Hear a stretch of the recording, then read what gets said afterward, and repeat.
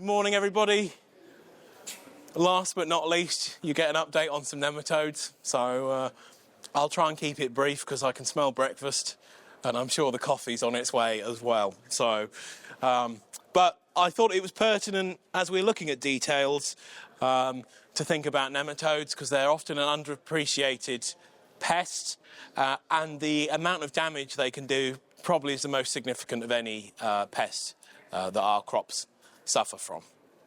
So we know BCN is our primary enemy in sugar beet, beet cyst nematode that is, and you can see some of the immature females here on the roots in my photograph. I will add this was an infected plant from a trial, so we had given it the ultimate experience for the nematodes, definitely favouring them over the beet, and you can see that the nematodes have had a real field day. So we're seeing that characteristic damage, and it's quite severe. We're seeing a lot of fanging, so the complete loss of apical dominance. You're not getting a nice long taproot coming out this way. And, of course, a lot of bearding. The bearding causes a lot of soil to be retained on the root, so your dirt tears will be higher. And, of course, nobody wants to be sending excessive amounts of soil to the factory. It's not in anyone's favour. But also the root itself will be restricted and lower in sugar. The good thing about a BCN infestation is it can be a free diagnostic if you time it right. So instead of needing to spend some money on soil testing, and I will come on to the benefits of doing that later, but if you time it right, normally between late May, early June, or all the way through till September, October, depending on how warm it is, you can go and diagnose your problem free of charge. So you are looking for these white cysts, and for anyone that needs any help, do take a hand lens with you because it is worth trying to affirm that they are a cyst. Have a look. And then the best test is to try and squeeze one between your fingernails, especially near your ear. Apply a bit of pressure and it will go pop. So if it doesn't go pop, and it feels hard, it's probably a grain of sand, so or a piece of chalk. Often these things are misdiagnosed, but try and do that because that will give you a free diagnostic. If all fails and you're not sure, you can send us a few plants and we'll have a look for you in the plant clinic, but we don't offer a soil testing service. For that, you need to be going to a commercial provider. Our main recommendation would be to go to Ferrer up in York, where they would use something like my nematode washer. Well, they would use exactly one of these because they were the ones that told me what to buy. And this is my washer that I've used now for over 10 years. Definitely earned its keep. It did cost quite a fair penny, so this was about £3,000. I'm sure they saw me coming as a PhD student, though. I don't think I would have paid that these days with my farmer hat on. But it is a piece of scientific apparatus, even though it looks like a piece of drain pipe. In here, there are two opposing sets of jets of water. They come in at a very set angle, and it causes all the organic matter to float up and off the sample, and it leaves all the mineral fraction behind. All the organic material is then caught in a sieve and checked by a nematologist in the lab. From that, each cyst can be picked off with a pair of forceps. And any of you that have visited us in Norwich, I'm sure I've demonstrated this to you, but they can then be checked and crushed, and you can work out the population of nematodes in the soil sample. It will cost you in the region of £100 a sample, so if you have a lot of land or you're taking on new fields, it is an investment, but it's a worthy investment in my opinion, because you want to avoid what I'm about to show you next. Bear with for the big reveal. You want to avoid this happening. This was a field I went to visit this spring, thankfully in Suffolk, so hopefully not an issue for any of you here in the room, but this was a field. The worst thing about this one is it was a known field with a BCN problem. The grower knew he had BCN, but rolled the dice and went with a susceptible variety. Why did he do that? He also had a weed beet problem and had opted for Conviso Smart.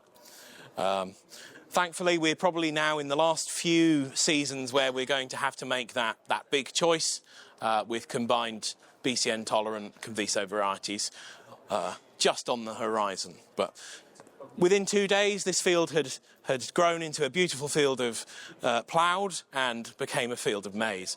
So clearly a bit of a problem for the grower.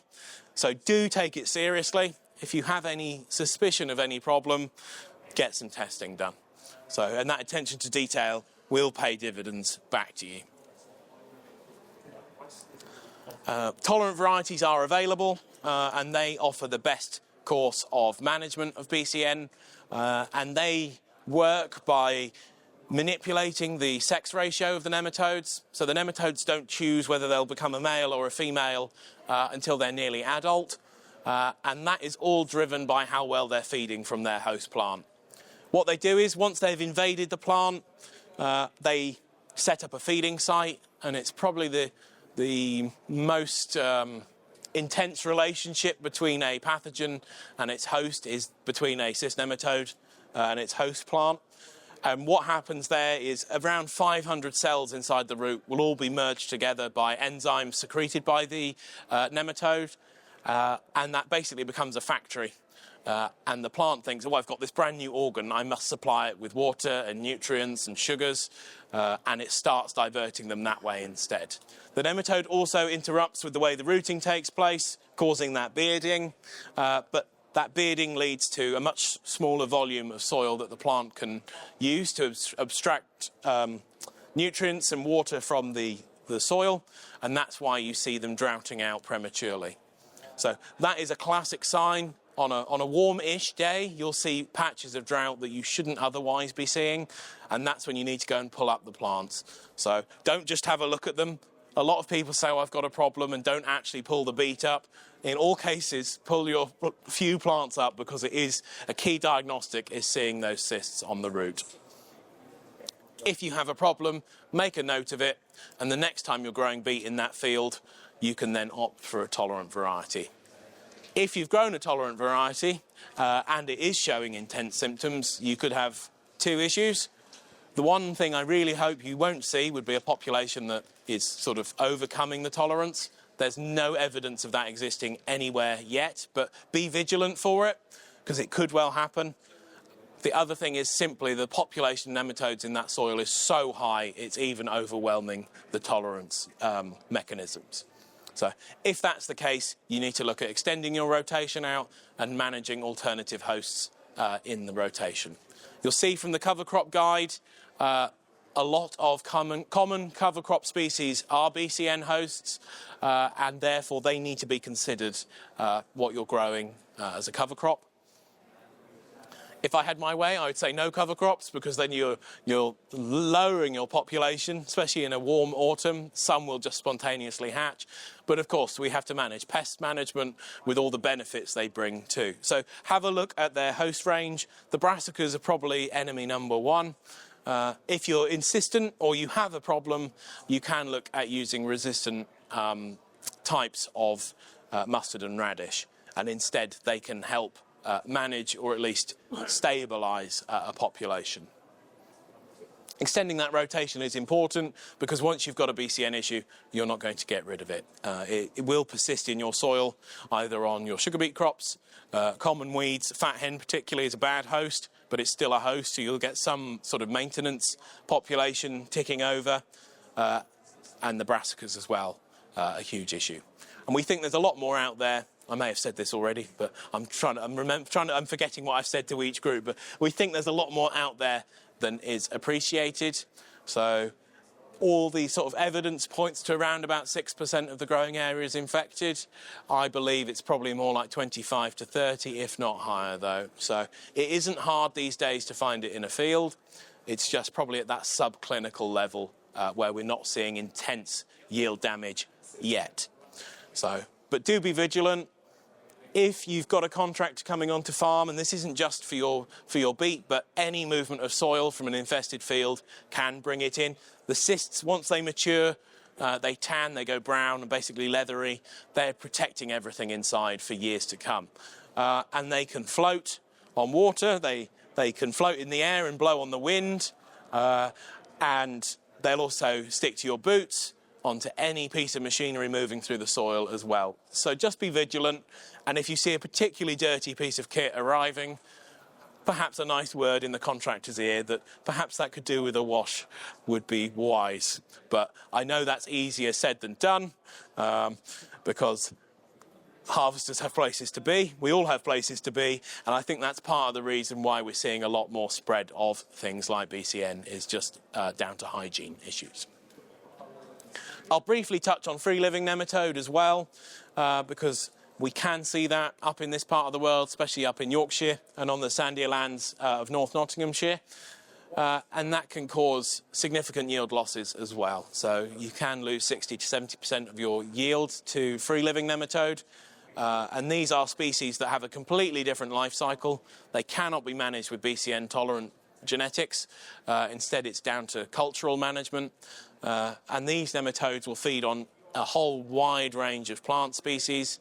They basically jab their stylets that they have in their heads into any plant root they come across, and the turgor pressure inside the root forces water and nutrients out that the nematodes then feed upon. So there's no genetic mechanism for managing them at the moment. Instead, it's down to cultural. So you can try and deprive them of any host. And if you do that, then hopefully their population will be managed. You can pray or hope for a drier spring, and that will force the water table down, and the nematodes ride in the water table. So if there's no moisture, they can't move. By doing that, though, of course, then the plants might not get off to such a good start. You can use an extra cultivation ahead of drilling. The more movement of soil, the more shearing action you'll cause, which actually breaks the nematodes apart and can be quite an effective way of managing a population.